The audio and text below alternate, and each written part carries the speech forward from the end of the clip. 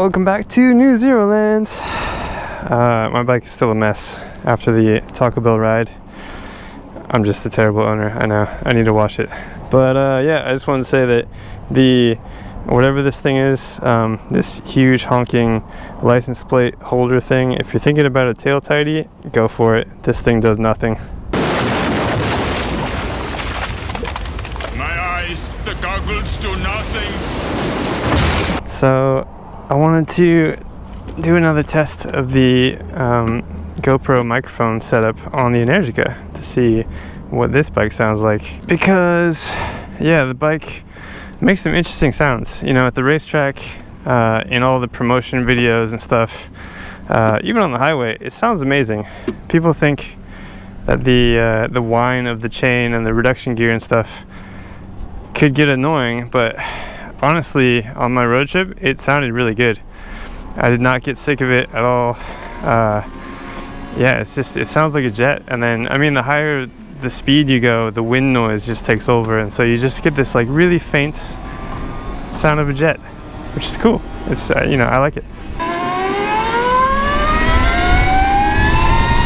Like, that sounds cool, but when you're just going slowly over bumps, you'll hear it eventually.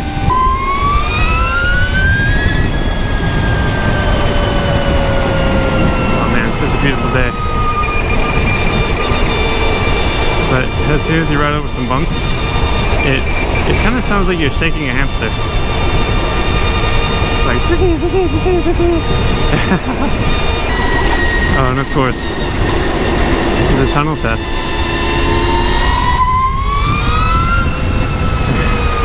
Oh my god. And just to get this out of the way, because everybody comments on this, my missing bolt on the left side clip-on. I know it's unsafe. I just don't put a lot of pressure on this. This isn't actually the Energica clip-on, because the one, when I dropped the bike, I bent the factory one. And so I'm just waiting on a replacement one of these. It's on the way. I'll have that in the near future, hopefully before my big South Island trip. And so you guys can stop complaining. So somebody left me a comment, and it was really, really interesting. And we had a little like back and forth banter of, you know, shooting ideas back and forth kind of thing. And I just wanted to share what that was about. And I think it was in relation to my Taco Bell trip. I'm just gonna call it the Taco Bell trip now. It was my road trip up from Wellington to Auckland. It was 400 miles one way and then 400 miles back the next day. And at my charging stops, I would basically charge between 10 and 20 minutes. And so it's kind of a weird range, right? Because when you're, like, let's say when you're filling up a tank of gas on a normal gas bike, you'd be by your bike for about 5 minutes, and you wouldn't, I mean, you're kind of forced to hold the pump while you're doing it, so it's kind of a different situation. You know, with electric, you just plug in and then you can just go off and do your own thing. But 5 minutes, it doesn't, you know, you don't really mind staying by the bike because you're in and out so quickly. And so 10 minutes, like a 10-minute charging stop, is kind of the same deal. You plug in, hang out by your bike. You don't want to go too far because you only have 10 minutes. So you probably pull out your phone. In my case, I was shooting some video. But once you get around the 15-20 minute charge stop, it gets into this weird spot where it's not really comfortable, because it's not short enough that you can just hang out by your bike, because you kind of get bored after a little while. You shoot enough videos and send as many chats as you want, and you're like, okay, well, I'm ready to go, but the bike's still charging. And it's not long enough to stop for lunch, because if you go into a restaurant or something, or even like McDonald's, you know, you go over, you order some food, you get the food, and by the time you walk back to the bike, it's done charging and you're ready to go, and you're like, I haven't even eaten yet.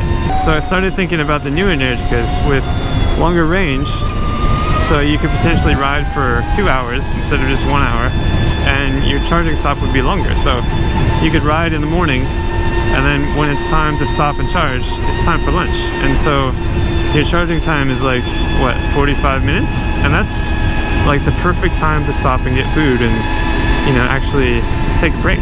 The 10 or 15 minute stops aren't really relaxing, you know, you kind of want a longer break to recharge yourself as well.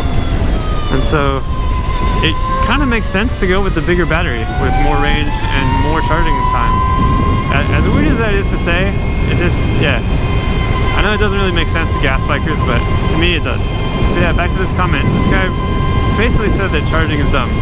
And the real way that we should do it is have battery modules that you can stop and like swap out instead of plugging in and waiting. You could have like a fully charged battery there, and you could take your old one out and swap a new one in. And yeah, in theory, that sounds amazing, right?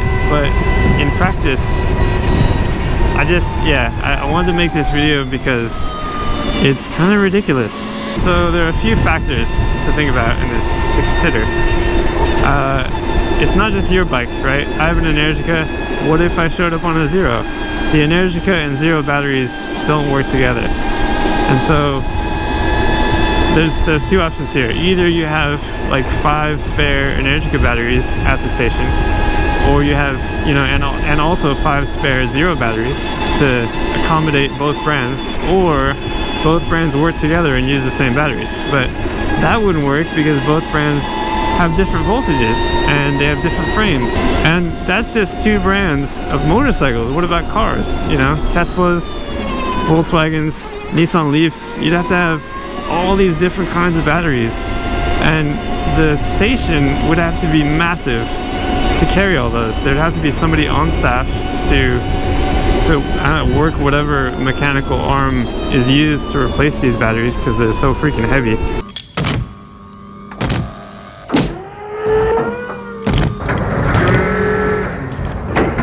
Where you want it? Unless it's some kind of automated robot arm, I don't know. Like, if this is the hypothetical future we're talking about, hey, anything's possible. But yeah, like, I don't know.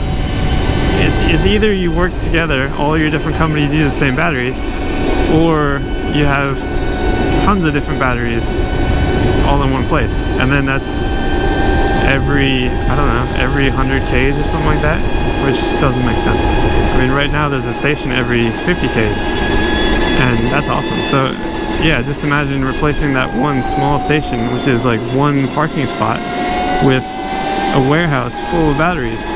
And so my problem with this is the technology is still advancing so quickly that you make a battery module this year and next year it's totally obsolete. Remember when the Zero FX had those modular batteries that you could swap in and out? That was such a cool idea. That's kind of what this guy is talking about. But those batteries were only 3 kilowatt hours or something like that. And after only a few years, the battery capacity in Zeros is so much higher. Not only that, you have to manufacture so many batteries. If you think just 5 extra batteries at each of these stations, how many stations are there in the world?